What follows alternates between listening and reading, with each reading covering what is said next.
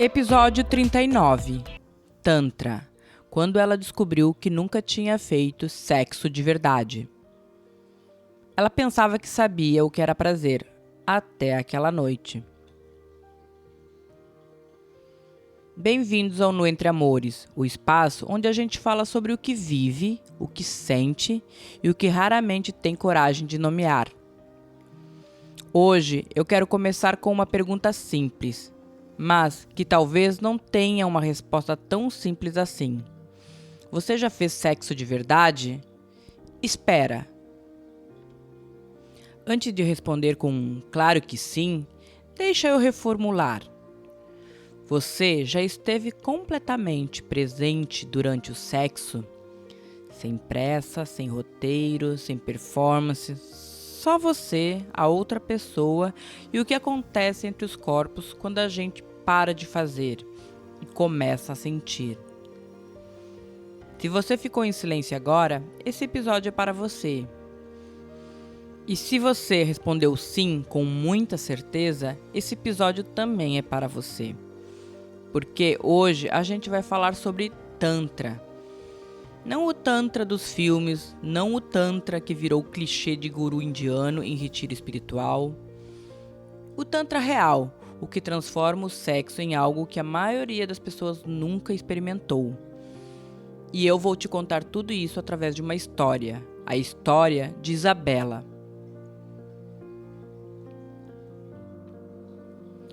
A gente cresce aprendendo sobre sexo de um jeito muito específico. Aprende no banheiro da escola, nos grupos de WhatsApp, nas cenas que aparecem nas séries e, sejamos honestos, em vídeos que não foram feitos para ensinar nada, apenas para vender uma fantasia. E essa fantasia tem um roteiro muito parecido em quase todos os lugares. Excitação rápida, pouca ou nenhuma preparação, foco na genitália e penetração como ponto central, como se tudo antes fosse só o intervalo. A gente aprende que sexo bom é sexo rápido, intenso e que termina de um jeito específico. E durante anos, às vezes décadas, a gente repete esse roteiro, com parceiros diferentes, mas com o mesmo script. Isabela repetiu esse roteiro por 11 anos, até conhecer Matheus e entender que não sabia nada. Isabela tinha 34 anos quando isso aconteceu. Ela era o tipo de mulher que as pessoas descrevem como resolvida. Tinha carreira, tinha apartamento próprio, tinha uma vida que fazia sentido e tinha uma vida sexual que ela classificava como boa. Não excepcional, mas boa. Ela havia namorado 3 vezes na vida, havia ficado com mais alguns e em nenhum momento, em nenhuma dessas experiências, ela havia questionado o que era sexo. Sexo era aquilo: beijo, toque, penetração, fim. Às vezes mais rápido, às vezes mais demorado, mas sempre com o mesmo destino.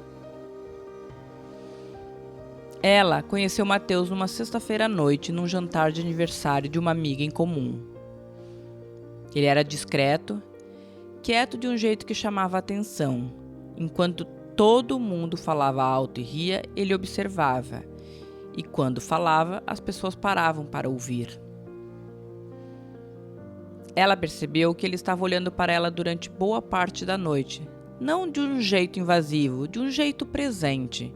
Como se olhar para ela fosse uma escolha consciente, não um reflexo. Eles conversaram por 2 horas seguidas, esqueceram do jantar no prato e quando o restaurante começou a fechar, ela ainda não queria ir embora. Na semana seguinte, ele a chamou para jantar. Na semana depois, para um passeio. E então, na terceira semana, depois de uma noite lenta e bonita, ela o convidou para subir. Eu queria ele, ela me contou depois. Com aquela certeza que a gente raramente tem. Eu sabia o que eu queria e eu fui atrás. Isabela subiu as escadas com ele, acendeu as luzes do apartamento e começou a fazer o que sempre fazia. O que ela sempre fazia era isso: um beijo rápido para começar, roupas sendo tiradas com uma eficiência quase clínica, o corpo já indo para a cama, porque era isso que vinha depois. Mas Mateus parou, com gentileza, com calma, com uma presença que ela não esperava. "Podemos ir mais devagar?", ele disse. Não era uma pergunta tímida, era um convite. E Isabela, que era resolvida, lembra? Não soube o que responder. Ele pediu para colocar uma música. Ela achou estranho, mas deixou.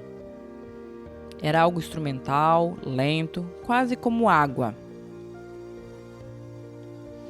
Ele pediu para apagar a luz e acender uma vela que estava na estante. Ela achou mais estranho ainda. "Na minha cabeça", ela disse, "eu estava esperando que a gente logo fosse para o que eu achava que era sexo. Eu estava com tesão, eu queria, e aquelas velas e aquela música pareciam estar atrasando o que eu queria." Mas ele não estava atrasando nada, ele estava construindo tudo. Mateus se sentou na cama e pediu que ela sentasse na frente dele, olhando para ele, não deitados, sentados, frente a frente. Ela sentiu um desconforto, que ela depois descreveu como estranhamento íntimo.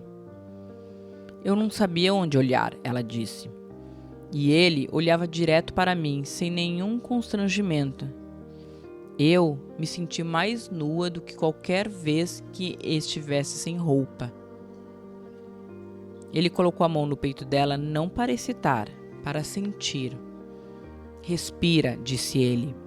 E ela percebeu que estava com a respiração presa.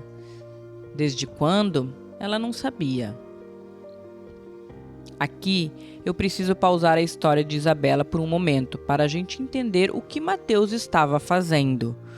Porque isso tem nome, tem história e tem uma profundidade que vai muito além daquela noite. Tantra é uma das palavras mais mal compreendidas do vocabulário contemporâneo. No Ocidente, virou sinônimo de sexo longo, ou de práticas esotéricas que parecem distantes da vida real. Mas a origem é completamente diferente. Tantra é uma filosofia de origem indiana e tibetana, com mais de 4.000 anos de história, que vê o ser humano não como um corpo com uma mente, mas como uma unidade de energia, onde físico, emocional e espiritual não se separam.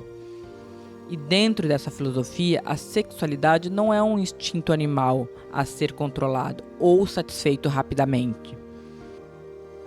É uma das formas mais poderosas de acessar a sua própria energia, de se conectar com outra pessoa, de expandir a consciência.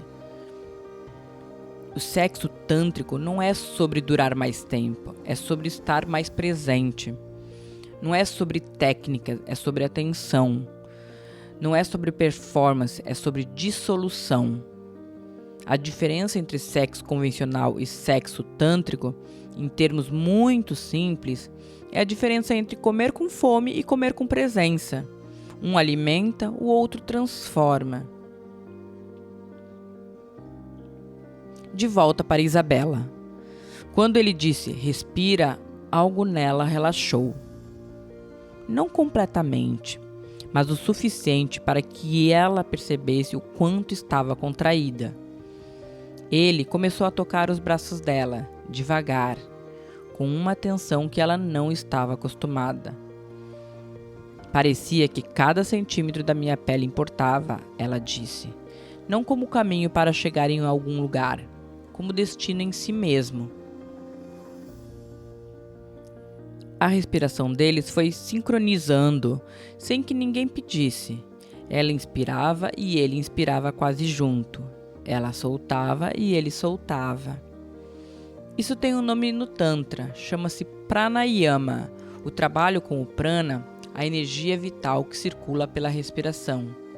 Quando dois corpos sincronizam a respiração, o sistema nervoso começa a sair do estado de alerta e entra em algo que a neurociência chama de regulação codependente. Em linguagem simples, você para de se defender e começa a se abrir. Ele não foi direto para os lugares que ela esperava.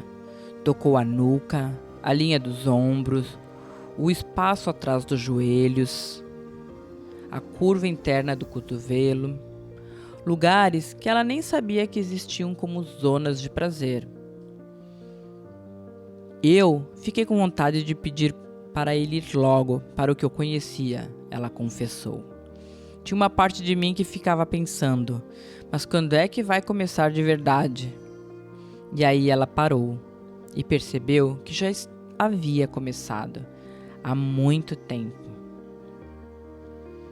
No Tantra existe um conceito chamado Mayutuna, a união sagrada onde o encontro sexual não começa com o toque dos corpos, mas com o encontro dos olhares, com a qualidade da presença, com a intenção que cada pessoa traz para o espaço.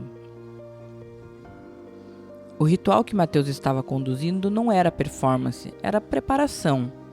Uma preparação para que o corpo de Isabela parasse de funcionar no automático e começasse a sentir no detalhe. Eles ficaram assim por um tempo que Isabela depois não soube medir. Pode ter sido 20 minutos, pode ter sido 1 hora. Eu perdi completamente a noção. Quando ele finalmente a deitou, foi com a mesma calma de tudo que havia vindo antes. Não havia urgência, não havia destino, havia só aquilo. E aquilo era imenso. Aqui, eu preciso dizer algo que pode soar estranho a primeira vez. No Tantra, a penetração não é o objetivo, é apenas um dos portais. E existem muitos portais antes dela. A pele toda é erógena quando a tensão está presente. A respiração profunda leva energia para lugares que normalmente ficam dormentes. O olhar sustentado cria uma intimidade que desestabiliza, no melhor sentido. Isabela disse que a sensação que começou a tomar conta do corpo dela não era como nada que ela havia sentido antes. Não era só aqui ou ali, ela disse, procurando as palavras. Era o corpo inteiro, era como se cada célula estivesse acordada ao mesmo tempo, e eu fiquei com medo, porque era intenso demais, eu não sabia o que fazer com aquilo. Isso tem explicação. O que Isabela estava experimentando é o que os pesquisadores de sexualidade chamam de full body orgasm, o orgasmo que não se concentra em um ponto, mas se expande pelo sistema nervoso inteiro. É menos comum não porque seja raro biologicamente, é menos comum porque a maioria de nós nunca criou as condições para que ele acontecesse. Condições como tempo, presença, respiração e a disposição de não ir para lugar nenhum. Isabela disse que teve um momento em que quase foi embora. Não fisicamente, mas por dentro. Aquela sensação era grande demais. Eu não sabia se era prazer ou se era choro. Eu não sabia se eu queria continuar ou parar. Eu estava completamente fora do que eu conhecia. E ali, ele fez algo simples. Parou, olhou para ela e disse: "Você está segura, pode deixar." Isso é algo fundamental no Tantra. Não existe rush, não existe meta, não existe um destino que precisa ser alcançado. Existe apenas a permissão de sentir o que está presente. Sem tentar dirigir, sem tentar performar, sem tentar chegar em algum lugar. A maioria de nós passou a vida inteira com o sexo num roteiro. Sabe o começo, sabe o meio, sabe o que deveria ser o fim. E quando alguém retira esse roteiro, o corpo não sabe mais o que fazer. Isabela não sabia. E então ela decidiu não saber e deixou. Foi a coisa mais assustadora e mais libertadora que eu já fiz na minha vida. Ela disse: "Eu me dissolvi. E quando eu voltei, porque você volta, só que diferente, eu chorei e ri ao mesmo tempo, e ele estava ali, segurando minha mão, sem precisar explicar nada. A experiência de Isabela não foi mágica porque Mateus era especial. Foi transformadora porque ele sabia algo que a maioria das pessoas não sabe. O corpo humano é capaz de uma experiência de prazer muito mais ampla do que aquela para o qual fomos condicionados. Vamos falar sobre o que o modelo convencional de sexo faz com a gente. Ele coloca a excitação toda num único ponto de chegada. Ele cria performance, um jeito certo de se mexer, de gemer, de reagir. Ele desconecta a presença do ato. A maioria das pessoas pensa em outra coisa durante o sexo. Ele transforma o parceiro num instrumento para o próprio prazer. E ele frequentemente deixa um dos dois, ou os dois, com uma sensação sutil de vazio depois. O Tantra não é a solução para tudo, mas ele faz uma pergunta que vale ser feita. E se o sexo não tivesse destino? E se o corpo inteiro fosse o território? E se a presença, não a técnica, fosse o maior ato heróico? Antes de encerrar, eu preciso falar sobre os preconceitos. Porque Tantra carrega um peso de mal-entendidos que afasta muita gente antes de qualquer experiência. Mito 1. Tantra é religião. Tantra tem raízes filosóficas profundas, mas não é uma prática religiosa no sentido dogmático. Você não precisa acreditar em nenhuma divindade para se beneficiar da presença, da respiração e da conexão que ele propõe. Mito 2. Tantra é sobre sexo de horas. Não é sobre duração, é sobre qualidade de atenção. Uma prática tântrica pode durar 20 minutos e ser mais transformadora do que uma noite inteira no automático. Mito 3. Tantra é a coisa das pessoas esotéricas.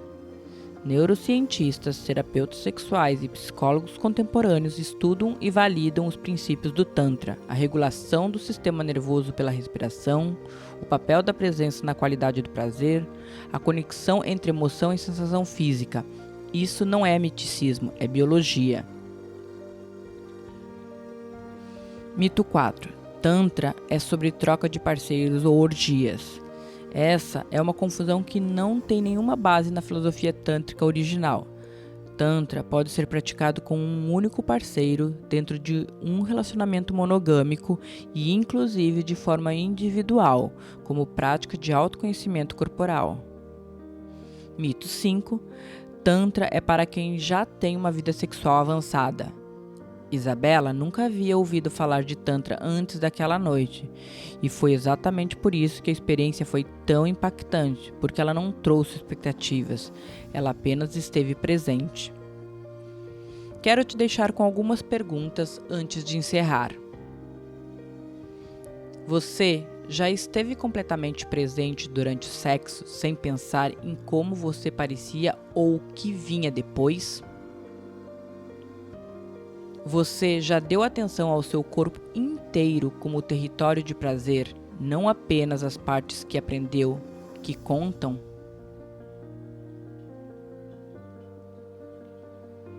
Você já conversou com alguém com quem se relaciona sobre o que você realmente quer de um encontro íntimo?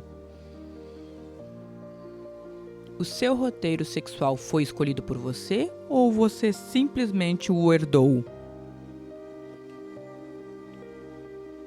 Quando foi a última vez que você deixou o prazer chegar sem tentar controlá-lo? E talvez a mais honesta de todas. Você já se dissolveu de verdade?